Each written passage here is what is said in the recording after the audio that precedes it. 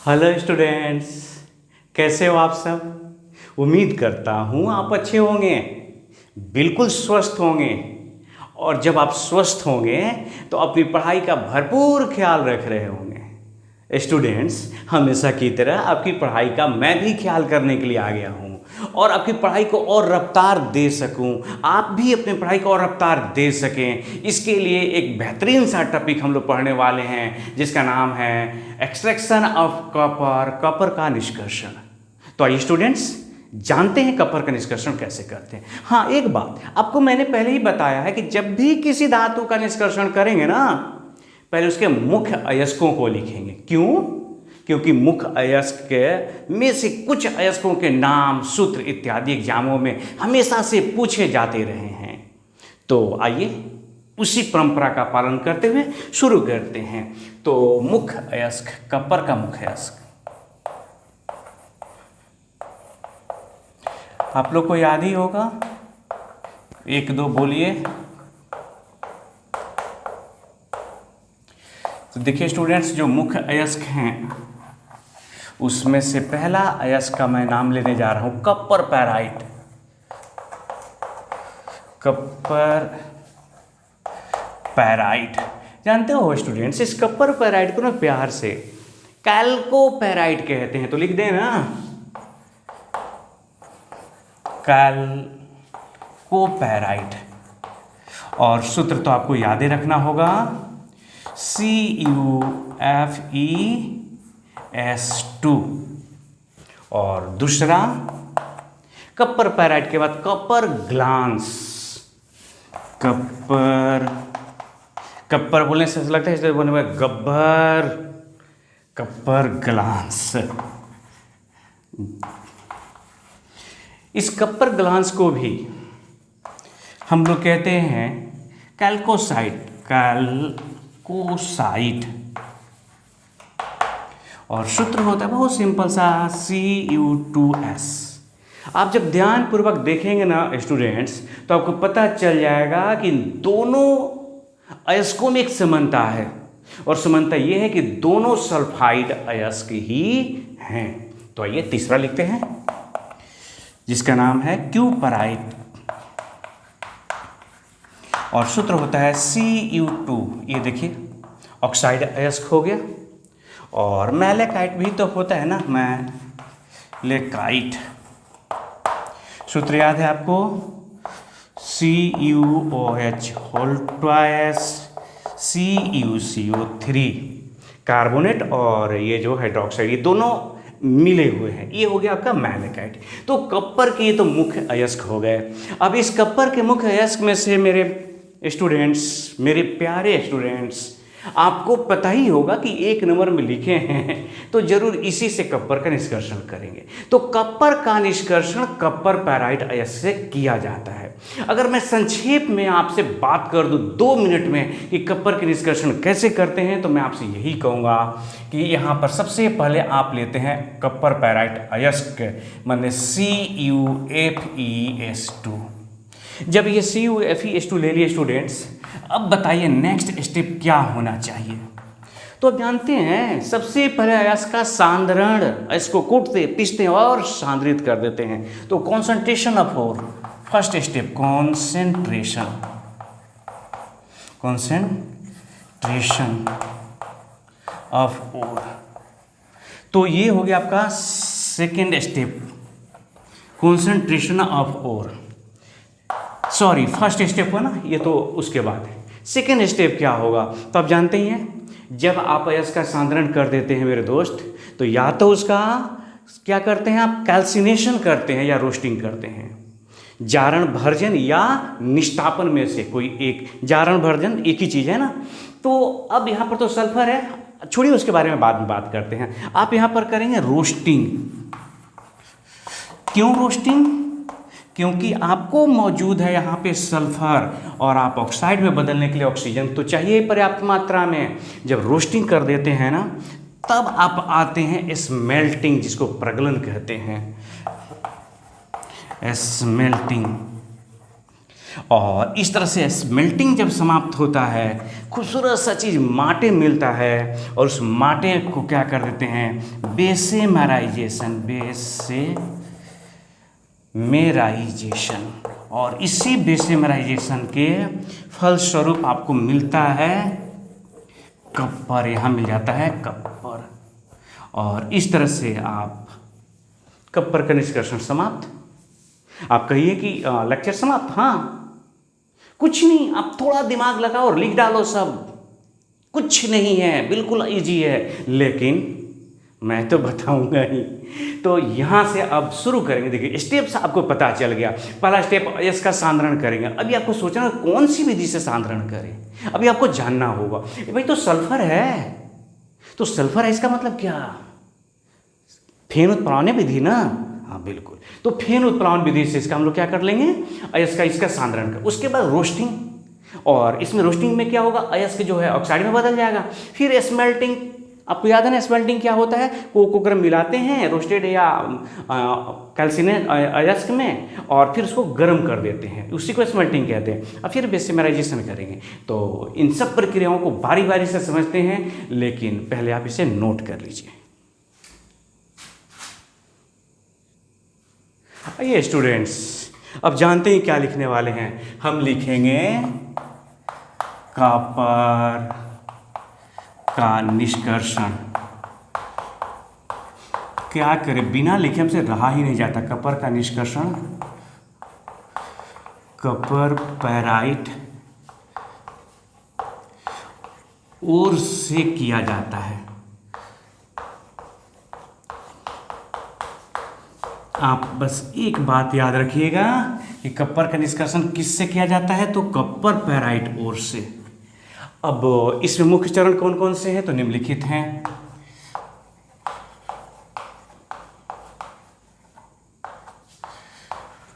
मुख्य चरण निम्न हैं। तो चरण जो हैं आपके पास भी तो दो हैं, हमारे पास भी दो हैं, लेकिन ये कॉपर के निष्कर्षण के चरण की बात कर रहे हैं। तो आपने तो देखा ही कितने चरण होते हैं। पहला स्टेप्स क्या था, आप अपने चरण के बारे में नहीं सोचेंगे। पहला चरण था अयस्क का सांद्रण। तो कॉपर पैराइट अयस्क का सांद्रण लिखेंगे तो ज़्यादा अच्छा लगेगा। स्टेप 1,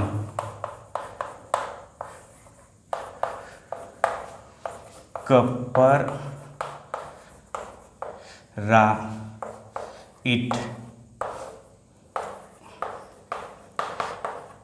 अयस्क का सांद्रण। अब देखिए स्टूडेंट्स, यहाँ बहुत सारी बातें हैं। कॉन्सेंट्रेशन ऑफ कॉपर पैराइट और कॉन्सेंट्रेशन ऑफ CuFeS2 लिख देता हूँ। बहुत सारी बातें का मतलब ये हुआ कि आप जानते हैं कि अयस्क के सांद्रण के लिए इसको पहले तोड़ते हैं, कूटते हैं, पीसते हैं, फिर उसके बाद कई विधियों में से एक विधि का चुनाव करते हैं।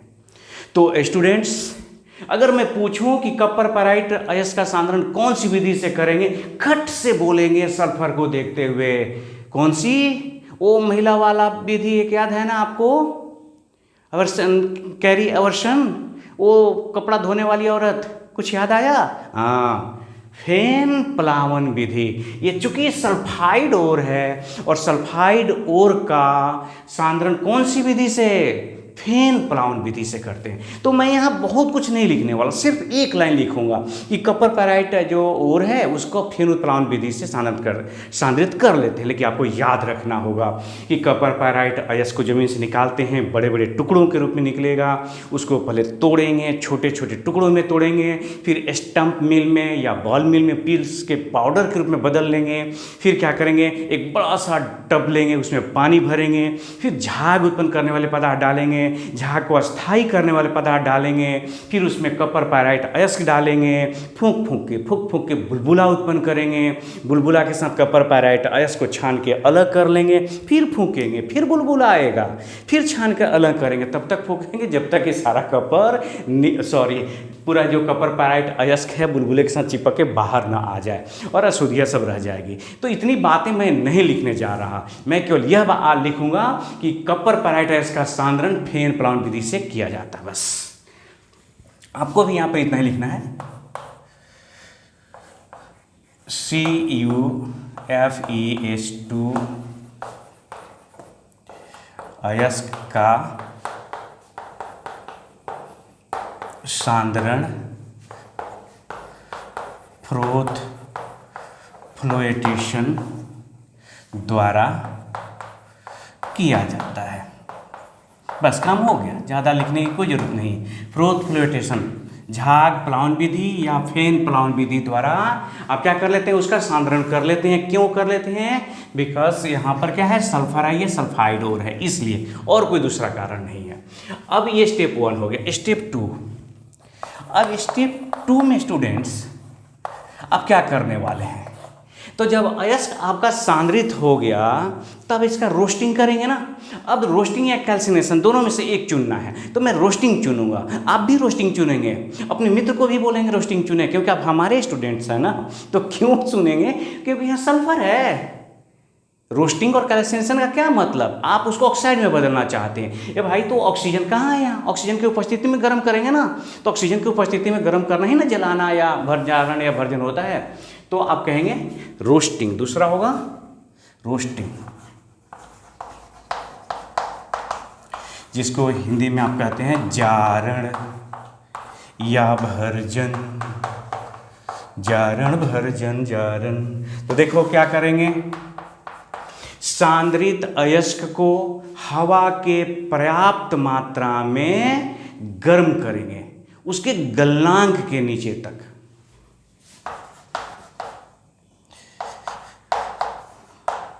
सांद्रित कॉपर पैराइट अयस्क को हवा की उपस्थिति में उसके माने कॉपर पैराइट, उसके गलनांक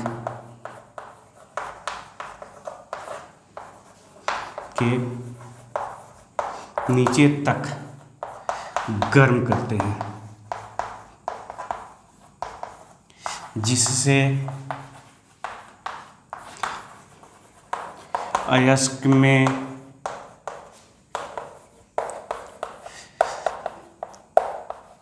निम्नलिखित परिवर्तन होते हैं। पता नहीं क्यों स्टूडेंट्स लिखने का उतना मन नहीं कर रहा। निम्नलिखित परिवर्तन होते हैं। अब देखिए कौन कौन से परिवर्तन होते हैं, ये भी आपको बताने की ज़रूरत नहीं है। ज़रूरत है एक्चुअली, पहले बता चुका हूँ। अयस्क से सारी नमियाँ गायब छूमंतर होंगी। अयस्क में कोई कार्बनिक पदार्थ है वो भी निकल जाएगा। अयस्क में सल्फर, फास्फोरस, अर्सानिक, अगर आर्सेनिक होंगे तो ये वाष्पशील ऑक्साइड बनेंगे और ये भी दूर हो जाएंगे, निकल जाएंगे। और सबसे महत्वपूर्ण बात, मेन पॉइंट, जो आपका कॉपर पैराइट अयस्क है किसमें बदल जाएगा, ऑक्साइड में। तो निम्नलिखित परिवर्तन होते हैं। एक दो बातें लिख लेता हूँ। देखिए अगर सल्फर है अयस्क में तो ये तो निकल गया SO2 बन के, आपको अच्छा लगा निकल गया तो। अच्छा फास्फोरस होगा तो, अरे भाई जब सल्फर चल दिया तो फास्फोरस ये ऑक्साइड नहीं बना लेगा क्या? नाम याद है ना, फास्फोरस पेंटाऑक्साइड हो गया। यहाँ पर आप चाहें तो 5 से मल्टीप्लाई कर दीजिए। अच्छा अगर आर्सेनिक हो AsO2 तो ये कहेंगे भाई ये दोनों चले गए तो हम क्यों रहें यहाँ, साथ जिएंगे साथ मरेंगे वाली बात है। यहाँ पर 4 और यहाँ पर 3, तो ये तो वोलाटाइल ऑक्साइड है, वाष्पशील ऑक्साइड कहते हैं स्टूडेंट्स, याद रखिएगा ये वाष्पशील ऑक्साइड है, वोलाटाइल ऑक्साइड। तो वोलाटाइल ऑक्साइड था तो वाष्प बन करके निकल गया।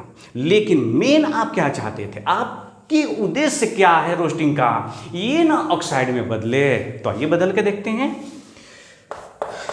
देखिए CuFeS2, थोड़ा मजे में आराम से रिलैक्स होकर ही सीखिए। देखिए स्टेप तो हमने बता दिए कौन कौन, उस स्टेप में क्या क्या होने यही जानना है। तो हम जानते हैं कि रोस्टिंग का मतलब है कि अयस्क ऑक्साइड में बदलेगा बस। ये लिखने की कोई ज़रूरत नहीं, मुझे इसी से मतलब है। तो अब जब ऑक्सीजन से इसकी अभिक्रिया कराने जाएंगे तो होगा CuS FeS और SO2 अभी तो ऑक्साइड में नहीं बदला। अच्छा, यहाँ पर आप देख रहे हैं कि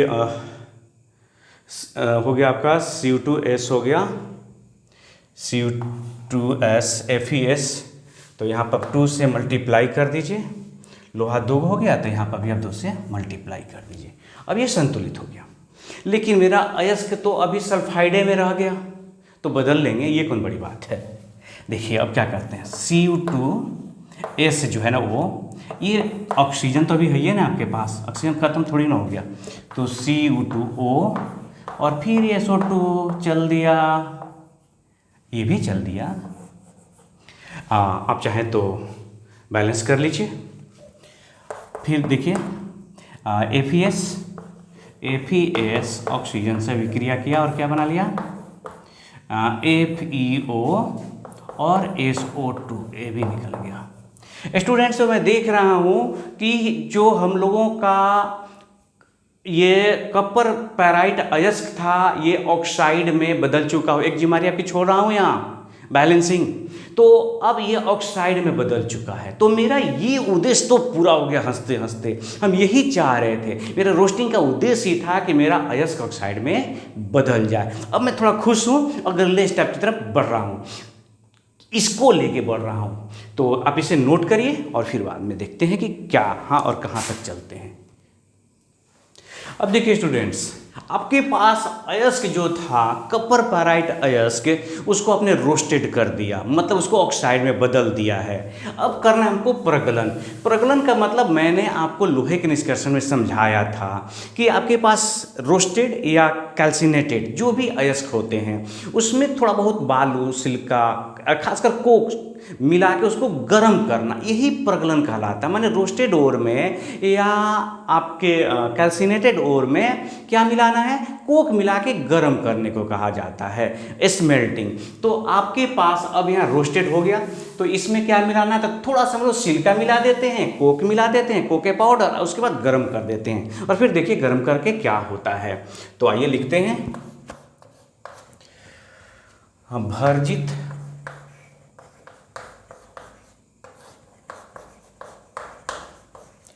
कॉपर पैराइट अयस्क में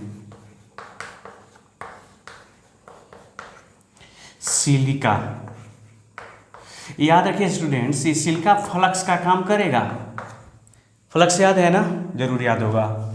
एवं कोक, पाउडर्ड कोक, पाउडर के रूप में कोक, मैंने पीसा हुआ कोक, सीधे समझ जाइए, एवं पीसा हुआ कोक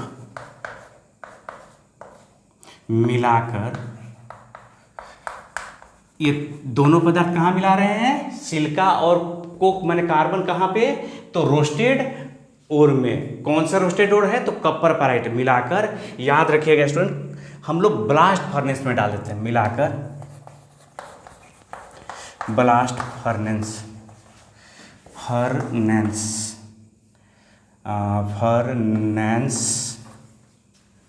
में डाल देते हैं।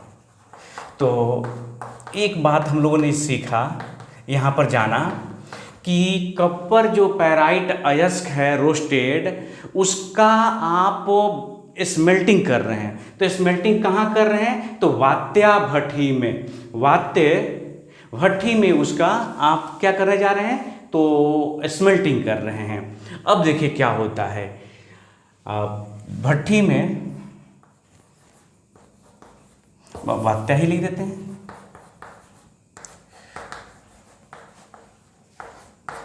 भट्ठी में निम्न अभिक्रिया होती है।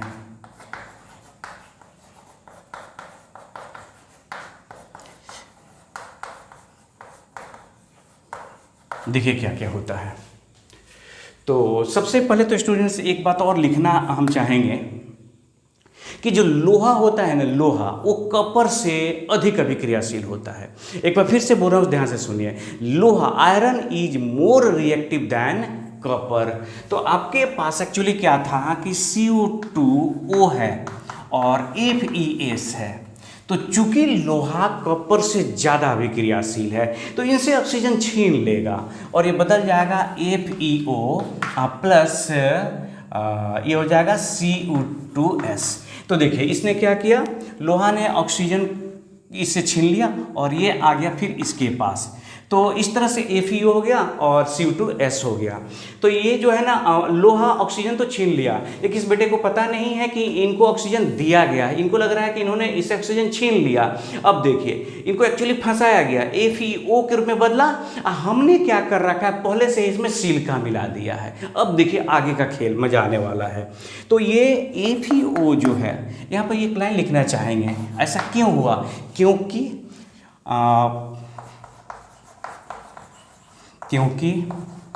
Fe is more reactive than Cu, इसीलिए अभिक्रिया संभव हो पाया। अब देखिए अगला खेल क्या हुआ। ये तो FeO में बदल के बड़ी खुश हैं कि मैं तो ऑक्साइड, मेरा अब क्या, मैं ऑक्साइड में बदल गया, ऑक्सीजन मिल गया, लेकिन उनको पता नहीं कि उसी में सिलिका है। अब ले बेटा ये क्या हो गया, तो FeSiO3 हो गया और आपको पता है ये हो गया स्लैग और इसका नाम हो गया फेरस सिलिकेट। अब देखिए तो आपने उपाय लगा दिया, लोहा जो था वो निकल गया फेरस सिलिकेट बन करके, लोहा जो था वो फेरस सिलिकेट बन के निकल गया। लेकिन अब और चीज़ जानिए कि आपके अभी भी जो ब्लास्ट फर्नेस है उसके पेदी में अभी भी आपका FeS बचा हुआ है, पूरी तरह से नहीं निकल पाता है और उसी में Cu2S भी बचा हुआ है। Cu2S तो ही है अभी कम्प्लीटली, उसमें तो कहीं कुछ हुआ ही नहीं। तो ब्लास्ट फर्नेस के पेंदी में FeS और Cu2S का मिश्रण बचता है और FeS और Cu2S के मिश्रण को माटे कहा जाता है, याद रखिएगा। वात्याभट्टी के पेंदी में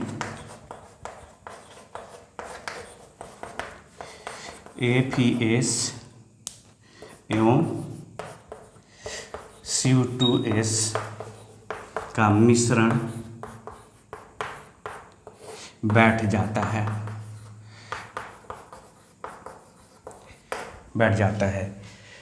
और FeS और Cu2S के मिश्रण को FeS एवं Cu2S के मिश्रण को क्या कहते हैं, MATTE, माटे या माट कहते हैं। तो स्टूडेंट्स आप याद रखिएगा, अगर कहीं आ गया by the way what is माटे, तो Cu2S plus FeS equal to, हाँ बिल्कुल सिंपल सा है। अब आपको देखिए स्मेल्टिंग में क्या हुआ, इसमें जो लोहा था वो कुछ हद तक लोहा निकल गया, लेकिन अभी भी अशुद्धियाँ बची हुई है। अब अगला स्टेप नंबर जो 4 है और जिसको आप लास्ट स्टेप कहते हैं, जिसका नाम है बेसेमराइजेशन। तो स्टूडेंट्स बेसेमर नाम के जो बेसेमर प्रवर्तक में वो एक तरह का फर्नेंस है और उसी फर्नेंस में जैसे ब्लास्ट फर्नेंस है उसी तरह से बेसेमर प्रवर्तक भी होता है। तो बेसेमर प्रवर्तक में माटे डालेंगे और माटे में अभी भी तो FeS है, याद करो माटे में कुछ और मिलाना होगा, सिलिका, तब तो इनका ये ठीक करेगा। और चूंकि होता क्या है, फर्नेस में ऑक्सीजन रहता है, ऑक्सीजन हवा के झोंका से गर्म होता है, तो ऑक्सीजन इनको लेकर के फिर वही फंसाएंगे और बनाएंगे इसको FeO और FeO में फिर सिलिका मिला करके निकाल लेंगे, कंप्लीट लोहा बाहर होगा और इसको बदल लेंगे कॉपर के रूप में। तो देखते हैं क्या क्या होता है, आगे इसको नोट करिए। कॉपर प्राप्ति का स्टूडेंट्स ये लास्ट चरण है। देखिए कैसे कॉपर प्राप्त कर लेते हैं। तो मैंने आपको बताया कि माटे आपको प्राप्त हो चुका, माटे माने Cu2S और FeS का मिश्रण प्राप्त है। अब क्या करते हैं कि माटे को बेसेमर प्रवर्तक में डालते हैं और उसमें थोड़ा सा और मिलाते हैं बालू, क्योंकि माटे में अभी एफईएस है, माने लोहा बचा हुआ शुद्धि के रूप में। और फिर देखिए क्या होता है और कैसे आपको कपर प्राप्त होता है। तो देखिए लिखते हैं, पिघले हुए माटे, माटे जो रहता है ना पिघल गया रहता है, द्रव के रूप में रहता है। पिघले हुए माटे में थोड़ा बालू मिलाकर उसे बेसिमर परिवर्तक, बेसिमर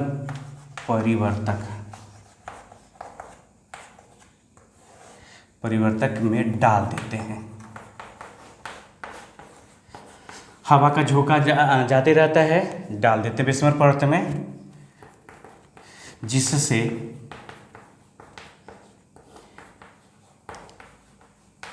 निम्न अभिक्रिया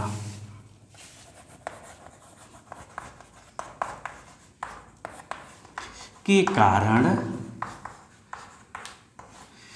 कपर प्राप्त होता है। थोड़ा सा जब कपर प्राप्त होगा ना तो खुशी होगी, उसमें से लिखे जा रहे हैं फल मिलता है। तो देखिए कौन सी होती है। तो स्टूडेंट्स माटे जो है सबसे पहला काम कि Fe जो S है ऑक्सीजन बेसिमर परिवर्तक में मिला और ये बदल गया FeO और SO2। फिर देखिए लोहा को, अच्छा एक बात बताएं स्टूडेंट्स, कितना मज़ेदार बात है ना, लोहा से सोना से अयस्क में जो अशुद्धियाँ उसको निकालने के कितने स्टेप वाइज हैं, सारे रूल बने हैं। उस स्टेप पे चलो एकदम निकलने हैं अशुद्धियाँ। काश कितना अच्छा होता हम इंसानों के लिए भी कि जो बुराई है इस स्टेप तक ऐसे ऐसे करो और बुराई निकल जाए, लेकिन इंसानों पे ऐसा कोई भी रूल लागू नहीं होता है। लेकिन फिर भी मैं चाहूँगा आप मेरे स्टूडेंट से ऐसे रूल बनाएं जिससे इंसानों से भी उसकी जो बुराइयां हैं, उसके अंदर का जो गैंग है उसको निकाला जा सके। अब देखिए ये हो गया। अब चूँकि आप ये तो अपने एक उद्देश्य से ने इनको बदला है, तो FeO फिर सिलिका मिला और ये बदल गया FeSiO3 स्लैग हो गया। आप जानते ही हैं नाम इसका है फेरस सिलिकेट।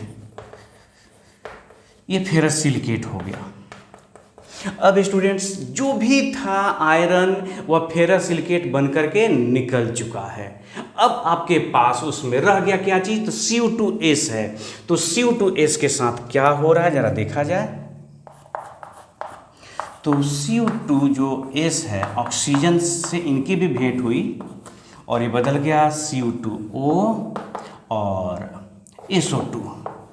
आप कहेंगे कि अब ये फिर क्या CO2O बदल जाएगा CO2S में? नहीं, क्योंकि अब इसके बाद आयरन है ही नहीं है उसमें। इससे ज़्यादा अभिक्रियाशील जो तत्व है उनको निकाल बाहर किया आपने पहले ही। तो आप इसको बैलेंस कर लेते हैं स्टूडेंट्स। तो बैलेंस करने के लिए 2 है वहाँ पे आपके पास, तो 2 लगा दीजिए। 2 लगा दिया हम लोगों ने। और यहाँ पर क्या हो जाएगा, तो ये हो गया 3 हो गया। इस तरह से देखिए कपर 4 हो गया, सल्फर 2 हो गया, ऑक्सीजन 3 दूनी के 6 हुआ, तो 2 गो और 4 6 हो। ठीक है, तो ये तो निकल गया। अब देखिए इसका कमाल, ये अभी भी थोड़ा बहुत मज़ेदार ही कहानी अभी प्ले करेगा। अब देखिए अभी हमको कपर कहाँ प्राप्त हुआ, तो घबराइए नहीं मेरे भाई, मेरे स्टूडेंट्स। अब देखिए ये क्या करता है, ये खुद को ही ये बदल देगा कपर में और साथ ही साथ बदल जाता है ये SO2 में। अब देखिए तो इस तरह से स्टूडेंट्स आप देख पा रहे हैं कि आपका ये बदल गया किस चीज़ में, तो कपर ये हो गया शुद्ध कपर, जिसको ब्लिस्टर कपर के नाम से जाना जाता है। अगर मैं इसको बैलेंस करना चाहूँ तो यहाँ मैं 2 लगा दूंगा, 4 हो गया, 4 2 6 हो गया और ये बैलेंस हो चुका है। अब देखिए जो कपर प्राप्त होना है स्टूडेंट्स उसका नाम है ब्लिस्टर कपर। अब आप सोच रहे हैं तो बड़ा अजीब नाम है ब्लिस्टर कपर क्यों, तो जो कॉपर प्राप्त होता है उससे, पहले तो जानिए कि 98% शुद्ध होता है, उसे ब्लिस्टर कॉपर कहते हैं। अब ब्लिस्टर का मतलब होता है फफोला, फोड़ा फुंसी, घाव नहीं हो जाता है। अब सवाल है कि उसका नाम ब्लिस्टर कपर क्यों पड़ा? फफोलेदार, हिंदी में कहते हैं फफोलेदार कपर। तो होता है क्या है, जरा इसके पीछे कहानी समझिए स्टूडेंट। जब ये कपर निकला तो द्रव के रूप में निकलता है। द्रव में SO2 माने सल्फर डाइऑक्साइड गैस जाके उस द्रव कपर में घुल जाता है। अब धीरे धीरे कपर ठोस होता है। कपर जब ठोस होता है तो उसमें से SO2 गैस निकलता है, लेकिन कुछ SO2 गैस के अणु कपर के सतह पे फंस जाते हैं। तो जो फंस जाते हैं बुलबुले बन के निकलना चाहते हैं, लेकिन वो रुक गए तो वो फफोला जैसा दिखाई देता है। नीचे लिख देता हूँ, कहते हैं क्योंकि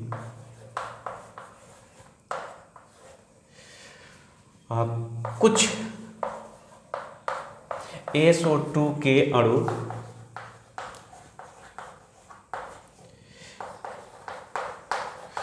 कपर के सतह पर फफोले के रूप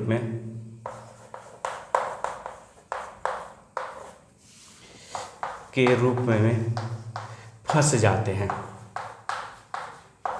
तो जो ट्रैप हो गए, फंस जाते हैं, वो फफोला, और ऐसा लगता है जैसे फफोला है, फंस जाते हैं, इसलिए इसे फफोलेदार कपर कहते हैं। अब देखिए स्टूडेंट्स, इस तरह से आपका कपर का निष्कर्षण समाप्त होता है।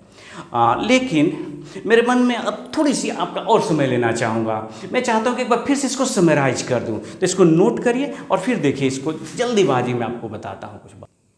आइए स्टूडेंट्स, 2-3 मिनट और बात, थोड़ा संक्षेप में बात करें कि अगर मुझे इसका एक संक्षेप में अगर रिवीजन करना हो तो मैं कहूँगा कि देखिए ये CuFeS2 है, ये हो गया आपका कॉपर पैराइट अयस्क। सबसे पहला स्टेप हमने उठाया, इसका कॉन्सेंट्रेशन किया।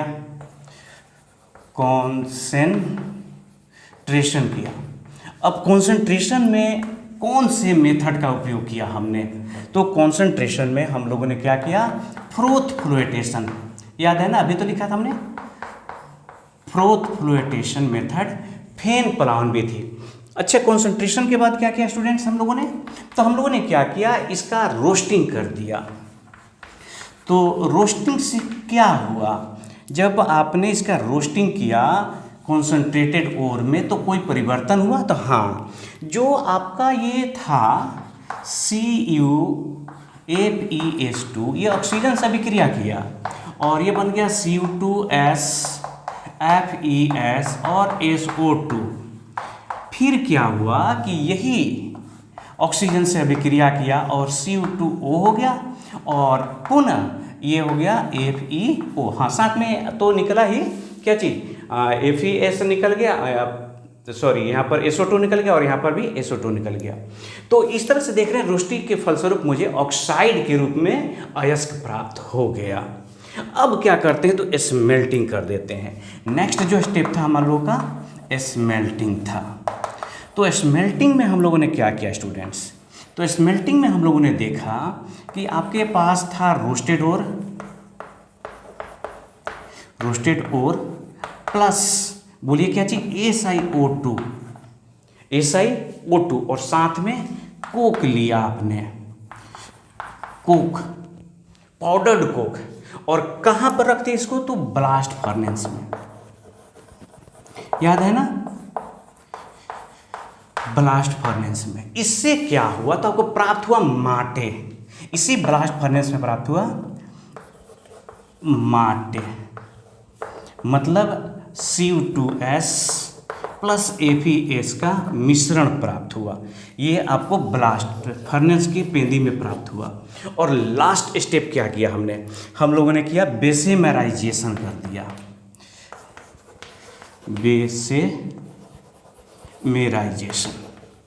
इस बेसेमराइजेशन में क्या हुआ, तो माटे में आपने फिर थोड़ा सा मिलाया, क्या चीज़, बालू मिलाया, सिलिका मिलाया, और फाइनली उसको डाल दिया बेसेमर प्रवर्तक में, और यहाँ से आपको एक समीकरण जो मिला वो फाइनली इसमें से जो स्लैग वगैरह था वो स्मेल्टिंग में ही स्लैग निकल गया, FeSiO3, फिर कुछ लोहा जो बच गया था वो निकल गया, और फाइनली जो यहाँ प्राप्त हुआ Cu2S Cu2O, ये बदल गया Cu और SO2 में, और इस तरह से आपने देखा कि यहाँ पे 2 से मल्टीप्लाई करने की ज़रूरत पड़ जाएगी, क्योंकि वहाँ पर क्या है, उस हो गया, और ये हो गया कितना, 6।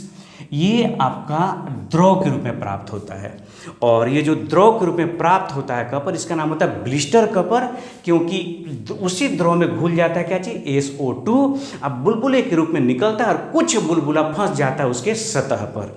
तो उम्मीद करता हूँ स्टूडेंट आप लोगों से, उम्मीद तो वैसे मैं हमेशा करता ही हूँ कि आपको ये समझ में आया होगा पूरी प्रक्रिया।